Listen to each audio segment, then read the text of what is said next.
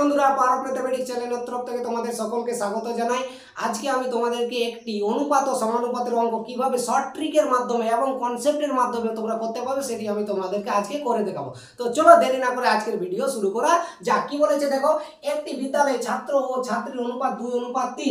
যদি ছাত্র ও ছাত্রীর সংখ্যা যথাক্রমে 20% ও 10% বৃদ্ধি পায় তবে নতুন অনুপাত কত হবে? প্রথমে দেওয়া রয়েছে যে ছাত্র এবং ছাত্রীর অনুপাত 2:3 রয়েছে। যদি ছাত্র আমাদের 20% এবং ছাত্রী আমাদের কত 10% বৃদ্ধি পায় তাহলে নতুন অনুপাত কি হবে তোমাদেরকে বের করতে হবে। তাহলে কিভাবে করতে পারি, যেহেতু আমাদের ছাত্র এবং ছাত্রীর অনুপাত দেওয়া রয়েছে 2:3, সেক্ষেত্রে আমাদের 20% এবং 10% বৃদ্ধি করতে অসুবিধা হবে। তাহলে এই অনুপাতকে আমরা বৃদ্ধি করার চেষ্টা করব। তো আমরা কি জানি, যদি অনুপাতের উভয় পদের সঙ্গে আমরা কিছু দ্বারা গুণ করি তাহলে আমাদের অনুপাতের মান একই থাকে।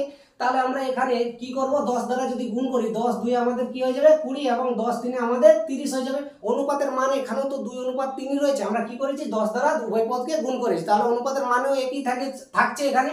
তাহলে এখান থেকে আমরা বলতে পারি যে ছাত্র আমাদের 20 জন রয়েছে এবং ছাত্রী আমাদের কতজন রয়েছে 30 জন রয়েছে।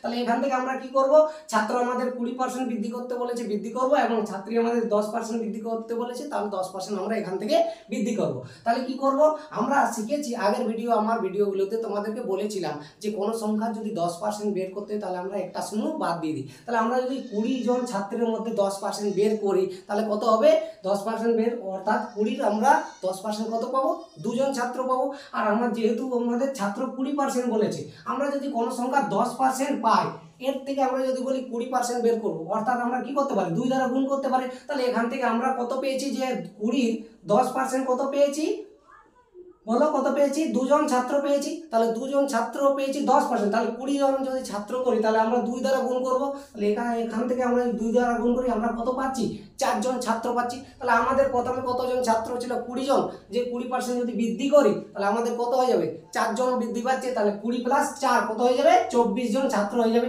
এরপর কি রয়েছে, 30 জন ছাত্রী রয়েছে। 30 জন ছাত্রী আমাদের কত পার্সেন্ট বৃদ্ধি পাচ্ছে, 10% বৃদ্ধি পাচ্ছে। তাহলে 30 এর আমাদের 10% কত পাই যাব, 3 জন ছাত্রী। তাহলে প্রথমে রয়েছে 30 প্লাস আমাদের 3 জন ছাত্রী অ্যাড হবে, তাহলে 33 জন। 30 + 3 কত জন ছাত্রী হয়ে যাবে 33 জন। এরপর আমাদের অনুপাত বের করতে বলেছে, তাহলে আমরা করতে পারি 3 8 আমাদের 24 এবং 3 11 33। তাহলে আমরা ফাইনালি অনুপাত কত পেলাম, 8:11 পেয়ে গেলাম। তাহলে তোমাদেরকে জাস্ট এতটুকু করার ছিল যে কিভাবে আমরা এটাকে আমরা বৃদ্ধি করে নিজের ইচ্ছা মতো সুবিধার জন্য কিভাবে বৃদ্ধি করে আমাদের 20% এবং 10% বের করতে পারি, সেটাই আমাদের এখানে শেখার বিষয় ছিল যে কিভাবে করব। তো যদি ভিডিওটি ভালো লাগে থাকে তাহলে আমার চ্যানেলটিকে অবশ্যই সাবস্ক্রাইব করে রাখো পরবর্তী ভিডিওগুলো পাওয়ার জন্য। Thank you.